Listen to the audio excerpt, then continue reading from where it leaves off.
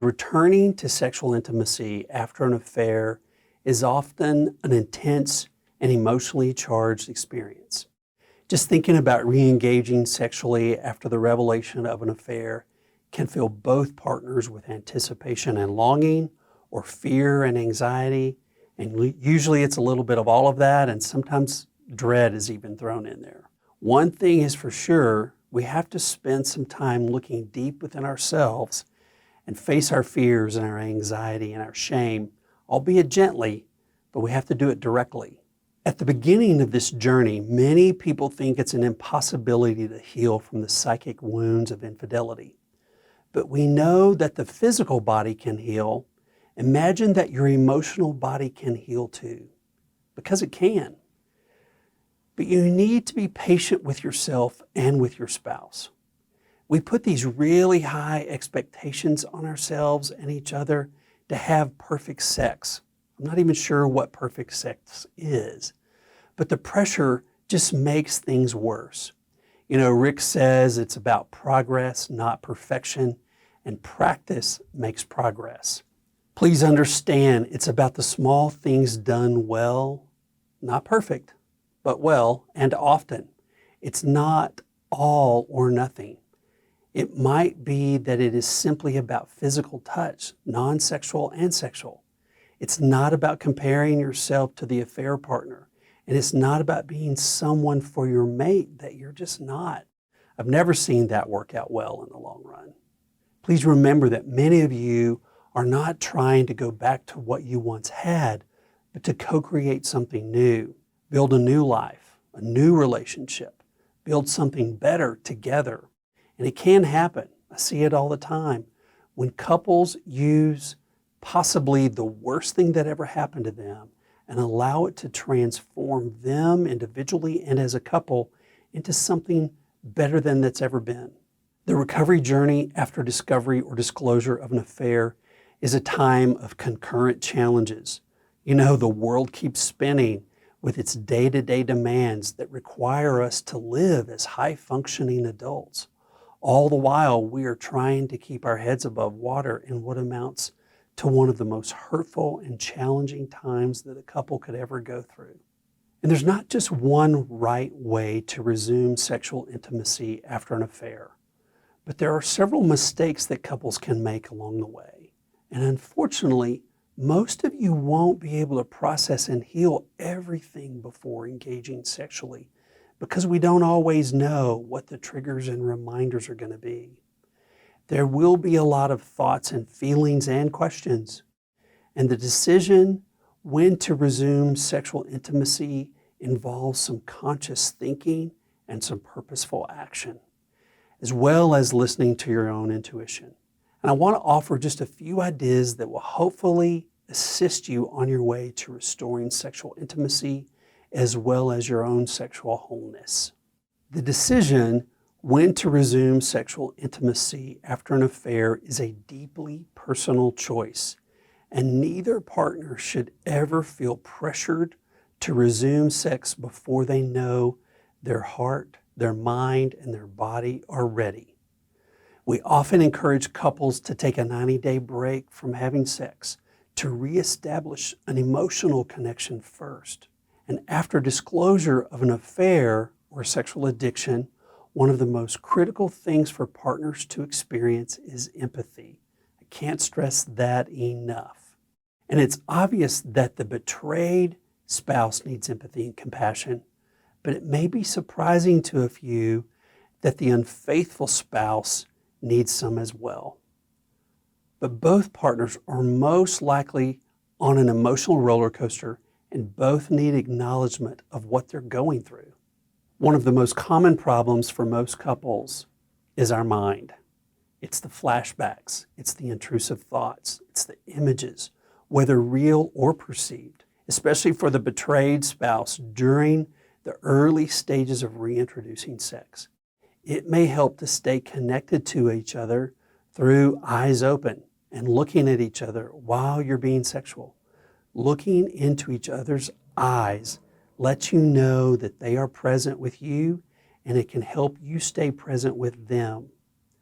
Another good technique, if you're still struggling with images and videos playing in your head during sex, is to agree to stop whatever you're doing, whenever you're doing it, and name what's going on in your head and allow your partner to listen deeply, generously, with empathy.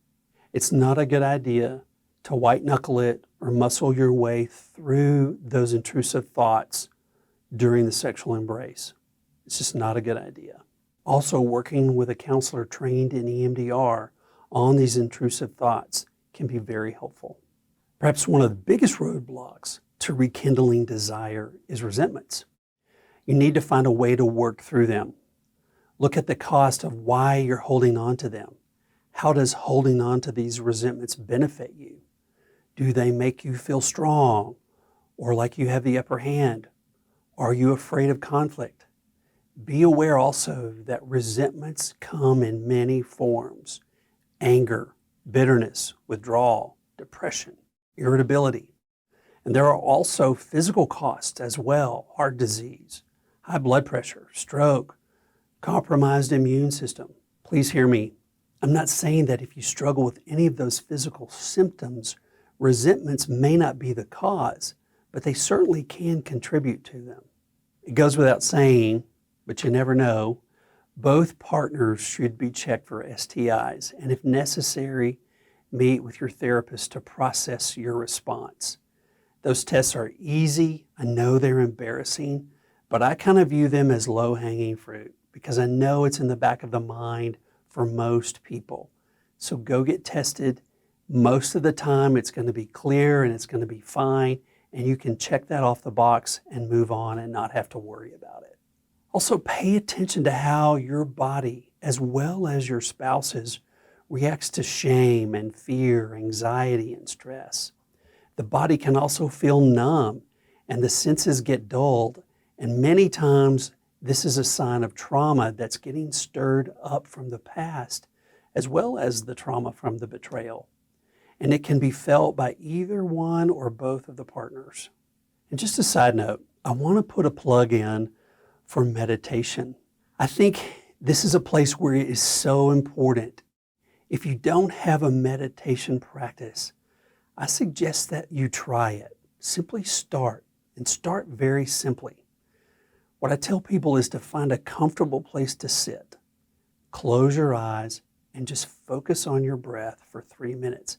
Now that sounds easy, but it's not, because our minds are going to go all over the place about our grocery list or getting in the car to the shop or my to-do list, whatever. In the meditation world, we call it the monkey mind. We all have it, but it's a practice. And if you just start with 3 minutes and focus on your breath, set a timer and put it behind you so that you're less tempted to peek at it and see how much more time you have. When you notice that your thoughts have drifted to something other than your breath, and they will, just notice it without judgment, and then come back to noticing your breath, how it feels to breathe in and out, inhale, exhale. Just notice how it feels and just notice your breath. It's so important not to judge yourself here. If you start to judge yourself, it's just going to get worse. So just notice without judgment, come back to your breath until your timer goes off. And just try that once a day for a week and just see how it feels. Also, there are some people that have a really hard time meditating because when they sit and get still, their anxiety goes up. And for them, there are other options, like a walking meditation. And there's all kinds of ways to do that. Just Google it and give it a shot and see how it helps you. Sexual problems such as a lack of desire, arousal, or ability to climax should be verbally acknowledged, and both partners should be prepared to have a healthy conversation and make some accommodations if you can. After 17 years as a couples therapist, I talk to a lot of couples on a regular basis. And what I find is that most couples have a hard time just talking about sex. I don't think that there's a more vulnerable time as when we are naked and giving ourselves to each other and being able to say, this is what gives me pleasure and this is what doesn't give me pleasure. Shame gets stirred up so often in our sexual relationship and in the very way we view ourselves sexually. Both of you have to come to the conclusion that you feel like you're worth a good sexual relationship, because if you don't, you're not going to feel desired, and you're going to struggle with desire for being sexual again simply because you're condemning and judging yourself. I think most of us need to educate ourselves to learn about sex and sexuality. And I'm not just talking about what pop culture tells us how to have a great orgasm. I'm talking about really learning about sex and sexuality from people like Emily Nagoski, who wrote a book, Come As You Are. I think I said her name right. I hope I did. But she talks about the parasympathetic and the sympathetic nervous system, which she refers to as the brakes and the accelerator on our sexuality. And both pedals are being pressed at the same time. And oftentimes we come into a marriage and we still have the same brake and accelerator pattern, and it's still there even after infidelity. We come into our marriage with schemas and a sexual knowledge or a response system, and it's already set up, but we need to begin to understand your own sexual system and how it works and what sexual context works well for you and what doesn't, and how to make it safe for yourself and for your spouse. And the only way I know to do this is to come back to who you are and get clear about what kind of committed relationship and sexual relationship you want and why, and be able to talk about that. Have some good conversations, many, many, many conversations. We got to be intentional about it. So reading Emily's book is a great way to begin to understand your sexuality and the potential that we have in doing things a different way, a better way. Also, The Couple's Guide to Intimacy by Bill and Ginger Burkow is good, especially if a sexual addiction is present. I also like Barry McCarthy's book, Rekindling Desire, for low sex or no sex couples. It's a great resource to help us understand the importance of non-sexual touch, especially if you're struggling with sexual dysfunction because of infidelity.